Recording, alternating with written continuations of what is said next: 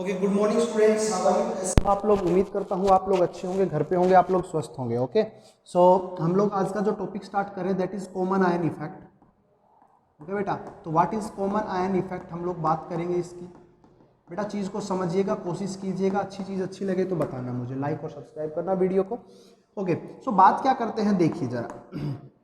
आप लोगों के पास कोई भी एक वीक एसिड है जो बेटा पानी के अंदर डालने पर कंप्लीटली आयोनाइज्ड नहीं होता है, मतलब वीक एसिड है तो कंप्लीटली आयोनाइज नहीं होगा। ठीक है बेटा, अगर मैं इस वीक एसिड का कोई भी साल्ट लेता हूं तो साल्ट बेटा, वीक एसिड का जो साल्ट होगा वो कैसा होगा, स्ट्रॉन्ग होगा। वीक एसिड का साल्ट कैसे होगा, स्ट्रॉन्ग होगा। और मैंने इसका साल्ट ले लिया दैट इज CH3COO Na, और अगर मैं इसको तोड़ना चाहता हूं तो it will dissociate completely into ions. ये कंप्लीटली आयोनाइज्ड हो जाएगा, बट आप लोगों का जो वीक एसिड या वीक बेस आप लोगों ने लिया वो आप लोगों का यहाँ पर क्या होगा, कंप्लीटली आयोनाइज्ड नहीं होगा।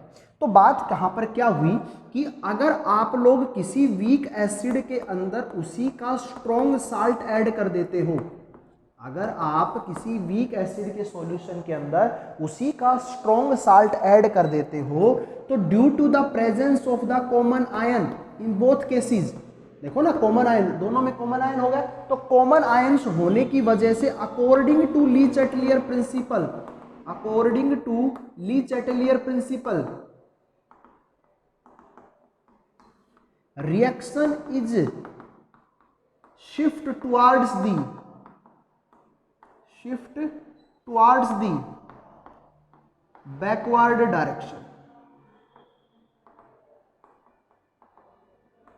Backward direction. क्लियर आप लोगों को बात कैसे हुई। अगर ली चैटलियर प्रिंसिपल आप लोगों को बोलता है, क्या बोलता है कि अगर आप लोगों के प्रोडक्ट की कंसंट्रेशन इंक्रीज हो जाती है, प्रोडक्ट की कंसंट्रेशन अगर आप लोगों की इंक्रीज हो जाती है, तो हम लोग कह सकते हैं प्रोडक्ट की कंसंट्रेशन इंक्रीज होगी तो रिएक्शन की जो डायरेक्शन होती है बेटा वो किधर हो जाती है, बैकवर्ड डायरेक्शन में। हम लोग अगर बात करें लैंग्वेज टर्म में तो हम लोग क्या करेंगे कि if in a solution we have two common ion, we have two common ion,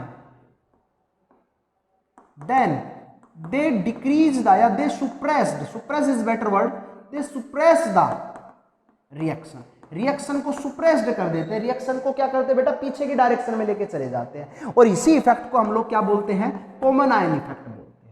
अब ये बात जरूरी इसमें भी नहीं है कि आप लोगों का वीक एसिड और उसी का सोल्ट आप लोग यूज कर लो।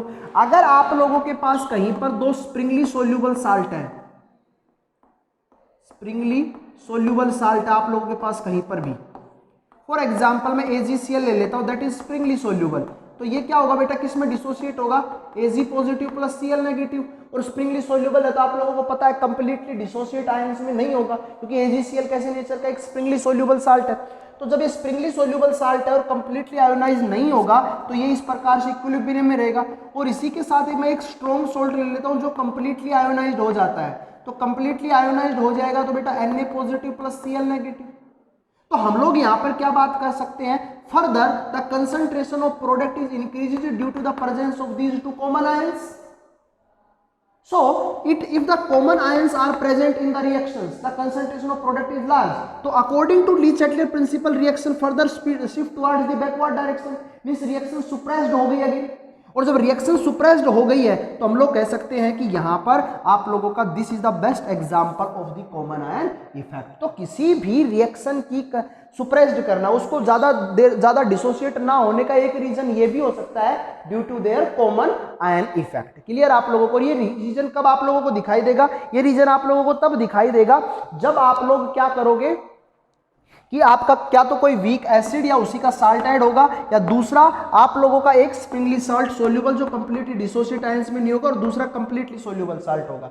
तो उन दोनों में दोनों कॉमन आयंस होने की वजह से बेटा क्या होगा, रिएक्शन आप लोगों की सुप्रेस्ड हो जाएगी, और इसी इफेक्ट को हम लोग बेटा क्या बोलते हैं, कॉमन आयन इफेक्ट बोलते हैं। क्लियर है आप लोगों को, समझ में आई बात।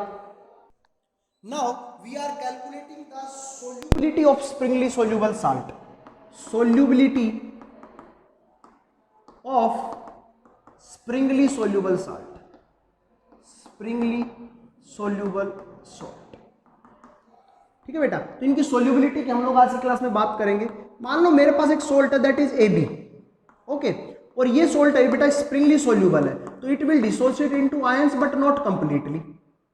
ओके, सो अगर मैं मान के चलूं कि इसकी सोल्यूबिलिटी S है और इसकी सोल्यूबिलिटी भी S है, तो इनका सोल्यूबिलिटी प्रोडक्ट कितना होता है आप लोग पहले की क्लास में पढ़ चुके हो, the concentration of A positive into concentration of B negative. तो इसकी सोल्यूबिलिटी S है और इसकी भी सोल्यूबिलिटी कितनी है, S है, तो टोटल KSP किसके बराबर हो जाएगा बेटा, S स्क्वायर के बराबर हो जाएगा। तो सोल्यूबिलिटी किसके बराबर आ जाएगी, रूट KSP के बराबर आ जाएगी। बोलो मेरी बात समझ में आई। आप लोगों के पास एक दूसरा सॉल्ट है दैट इज AB2 साल्ट है, it is also a Sprüngli soluble, तो इट विल डिसोशिएट इनटू किस में टूटेगा बेटा बताओ, A2 positive plus 2B negative में टूटेगा। तो इसकी सोल्यूबिलिटी S है तो इसकी 2S होगी, क्योंकि इसके आगे नंबर ऑफ मोल्स कितने हैं, 2 है। तो अगर मैं इसके KSP की बात करूं तो KSP बेटा इसका कितना होता है, concentration of A2 positive into concentration of B negative, और उसका क्या हो जाएगा बेटा, स्क्वायर हो जाएगा। तो KSP की वैल्यू आप लोगों के पास कितनी आई बताइए बेटा, S इंटू 2S का क्या हो जाएगा बेटा बताओ, स्क्वायर। तो ये क्या होगा, 4S square into S, answer कितना हो जाएगा 4S क्यूब। किसके बराबर आया बेटा आपका, KSP के। तो सोल्यूबिलिटी किसके बराबर आएगी, KSP upon 4 into root cube, this is your solubility, है ना। तो एक एग्जांपल कर लेते हैं, आप लोगों के पास एक साल्ट है that is FeOH thrice, it is Sprüngli soluble in water if KSP is given, और कितना दे रखा है KSP की वैल्यू आप लोगों को 4.3 इंटू 10⁻⁻², इतना दे रखा है। क्लियर आप लोगों को।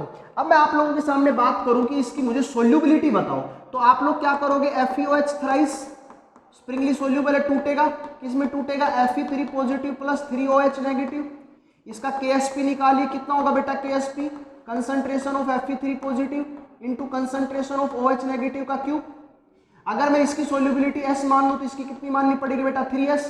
तो S इसकी कितनी हो जाएगी, 3S का क्यूब। तो ये कितना हो जाएगा बेटा बताओ, 27 S की पावर 4 किसके बराबर आया, KSP की वैल्यू आपको गिवन है that is the 4.3 into 10⁻⁻² is equal to 27S4।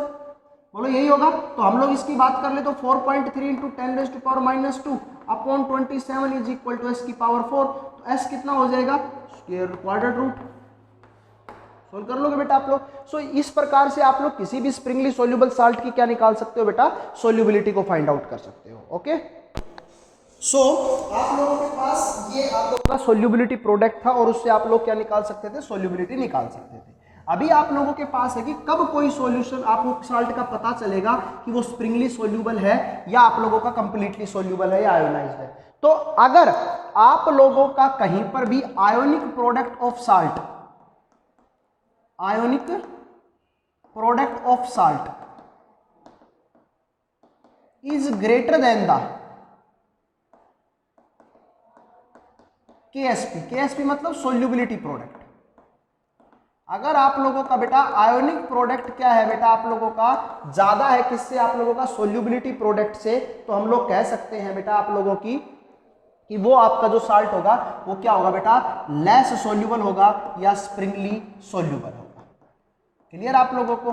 तो क्या बताया मैंने, if we have a compound which have ions in their solution and the product of the concentration of the ions in the solution is large than the value of solubility product is not, that time your salt is springly soluble। Okay, उस समय आपका जो salt होगा वो क्या होगा बेटा, Sprüngli soluble होगा। सो ये आज की क्लास में बेटा हम लोग सिर्फ इतना ही डिस्कस कर पाएंगे। नेक्स्ट क्लास में हम लोग बफर सॉल्यूशंस को डिस्कस करेंगे, ठीक है बेटा। सो तब तक आप लोग इसी वीडियो के साथ रहिए। Okay, thank you, have a nice day. Video को लाइक और सब्सक्राइब अवश्य करें।